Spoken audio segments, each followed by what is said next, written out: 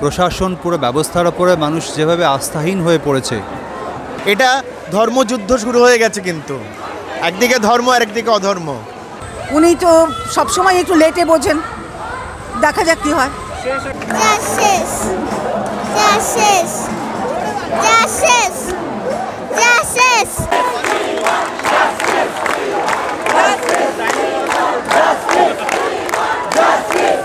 চলছে, আগামীকাল শুনানি ছিল, বাতিল হলো, এখন কি মর্মাহত? হ্যাঁ, আশাহত তো বটেই। আমরা সবাই অধীর আগ্রহে অপেক্ষা করছিলাম, কারণ আমরা যেভাবে মানে এই পুরো বিষয়টা যেভাবে সুপ্রিম কোর্টে গিয়েছে তাতে আমরা খুব আশা করেছিলাম যে দ্রুত বিচার পাব। এখনও সেই প্রত্যাশা রাখি আমরা। আর পুরো রাজ্য প্রশাসন পুরো ব্যবস্থার উপরে মানুষ যেভাবে আস্থাহীন হয়ে পড়েছে, এই জিনিস বেশি দিন চলতে থাকলে সমাজের একটা সাংঘাতিক নেগেটিভ ইম্প্যাক্ট তৈরি হতে পারে। আর এতগুলো প্রশ্ন আমাদের আছে, রাজ্য প্রশাসন বেশিরভাগ প্রশ্নের কোনো উত্তর দিতে পারেনি। তাই সুপ্রিম কোর্টের কাছে আমাদের আবেদন, যত দ্রুত সম্ভব অপরাধীদের চিহ্নিত করে তাদের দৃষ্টান্তমূলক শাস্তি দেওয়া হোক। দাদা, কালকে কোথাও পুলিশ নথি স্বীকার করেছে, সেটা অবশ্যই আপনাদের একটা জয়, কিন্তু সুপ্রিম কোর্ট পিছিয়ে গেল, কিভাবে দেখছেন? খুব খারাপ লাগছে। মানে এটা বেসিক্যালি যেটা আমাদের সবাইকার, আমাদের বলে তো নয়, ডাক্তারদের বলে নয়, ডাক্তার সাধারণ মানুষ এতদিন পরিকল্পনা ছিল যে কোনো মুভমেন্টে, সেটা আজকে রাত্রির অবধিই ছিল।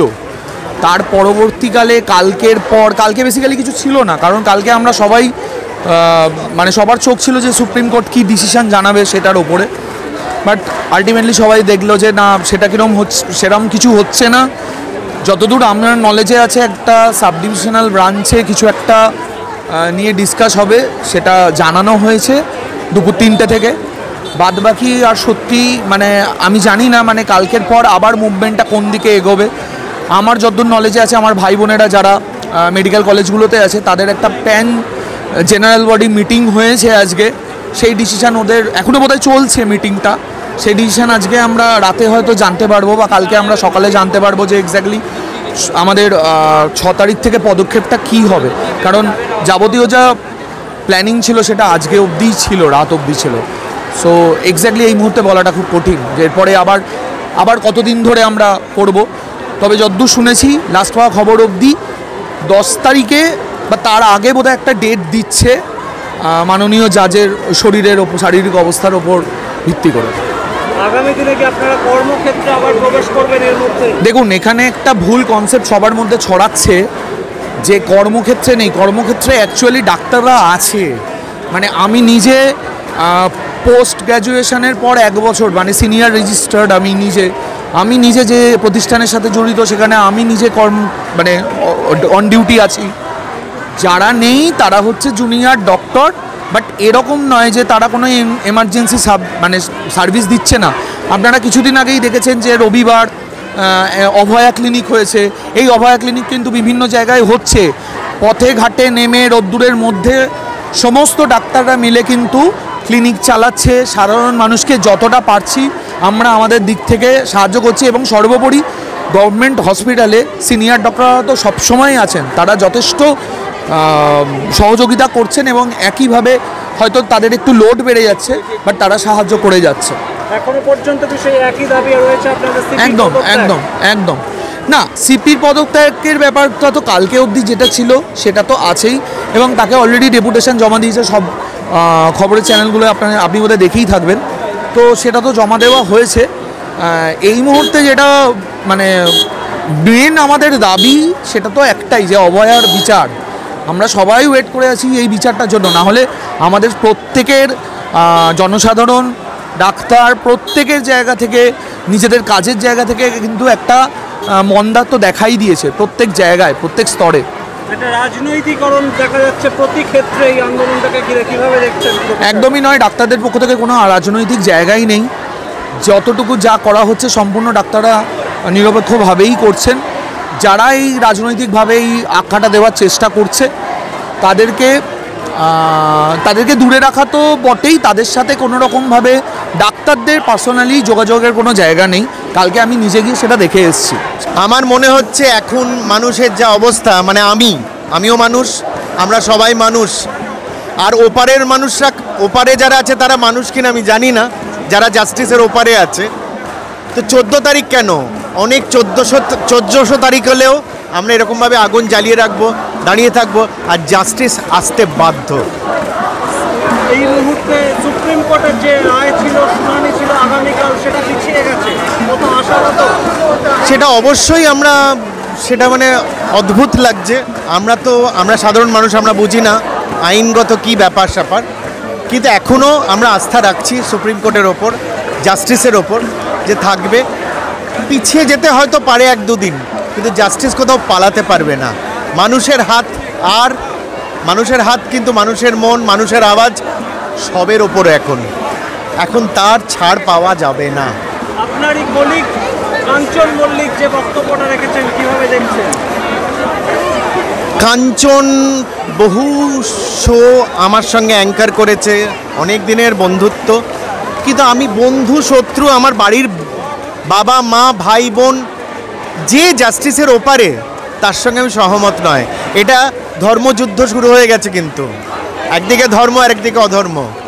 ধর্মর দিকে যারা, তারা কারুর ভাই বোন নয়, অধর্মর দিকে যারা, তারা যাই হোক, তারা আমাদের দিকে নয়। তো এইটুকুন আমি বলতে পারি। আমি খুবই দুঃখিত, আমার মনে হয় কাঞ্চন হ্যান্ডেল করতে পারিনি সিচুয়েশন, ওই জন্য হয়তো এরকম কিছু বলেছে।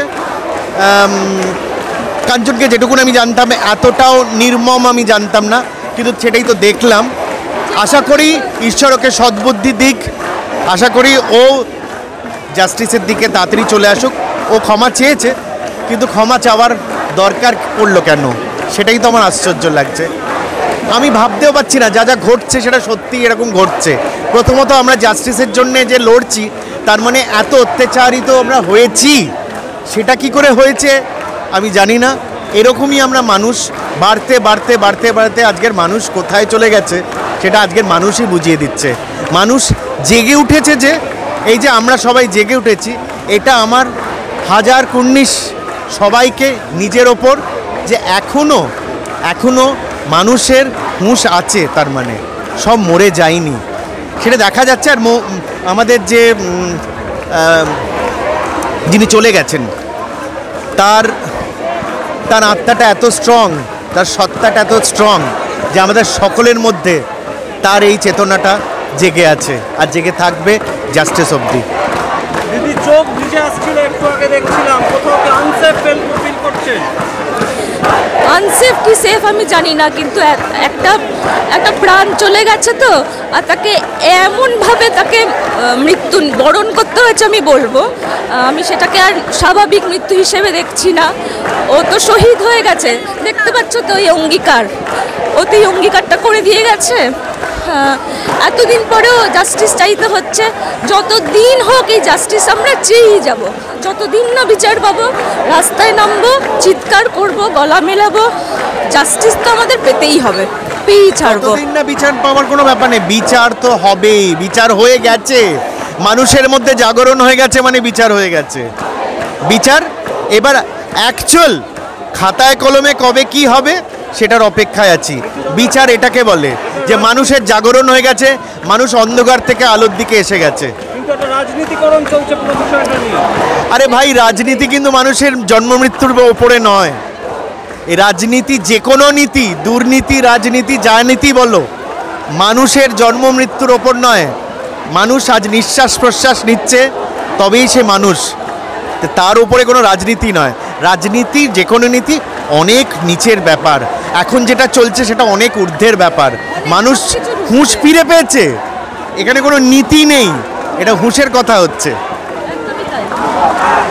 কালকে শুনানি ছিল সুপ্রিম কোর্টে, সেটা হচ্ছে না, এখন কি আশাহত কোথাও?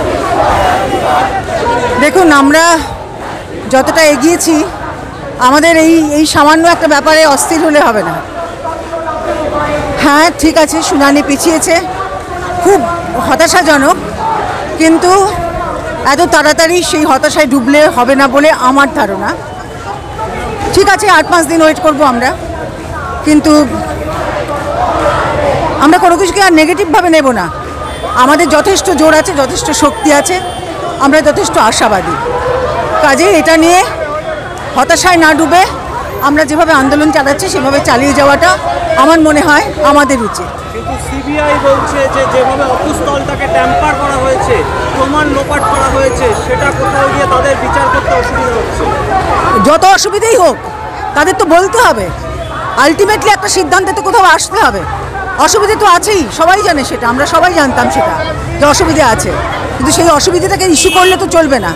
তাহলে সিবিআইকে ডাকারই বা কারণ কি? সুপ্রিম কোর্টে এত কিছু হওয়ারই বা কারণ কি? কাজেই সুপ্রিম কোর্ট যখন নিজে থেকে উৎসাহী হয়ে ব্যাপারটা এতখানি আমাদের পাশে দাঁড়িয়েছিলেন, আমাদের আর একটু আস্থা রাখতে হবে। আমি ভীষণ আশাবাদী যে এই আন্দোলন ব্যর্থ হতে পারে না, কোনো না কোনোভাবে শুধু এটাকে জারি রাখতে হবে। আমাদের এরকম অনেকগুলো সামনে হতাশাব্যঞ্জক কথা আসবে, কেউ হয়তো বলবেন যে আর হলো না, সেটা ভাবলে হবে না। মানে এটা এমন একটা সময় যেখানে আমার মনে হয় যে আমাদের প্রত্যেককে শক্ত হয়ে মাথা উঁচু করে যে আন্দোলনে আমরা নেমেছি সেটা চালিয়ে যেতে হবে। পুলিশ মন্ত্রী কী বলছেন সেটা তার দায়িত্ব। জনগণের মাথায় যখন বুদ্ধি আছে, জনগণ যখন এতটা এগিয়েছে, তারা নিশ্চয়ই বুঝবে। এবং এত লোক তো তাদের এত কিছু মানে এতটাই তারা যেভাবে স্ট্রাগল চালাচ্ছে, বিশেষ করে ডাক্তার ভাই বোনেরা, এটা কিছুতেই ব্যর্থ হতে পারে না। পুলিশ মন্ত্রী যা করছেন করুন, উনি তো সবসময় একটু লেটে বোঝেন, দেখা যাক কী হয়। সেফ ফিল করাটা না করাটা যে একটু আপেক্ষিক, জানেন তো। আমি যদি বলি আমি সেফ ফিল করছি না, আমি কার কাছে যাব সেফ ফিল করছি না? সেফ তো নিজেদেরকে নিজেরাই রাখতে হবে। আমরা এতগুলো মানুষ, লক্ষ লক্ষ মানুষ, আমরা যদি বলি আমরা সেফ ফিল করছি না, তাহলে কি করে হবে?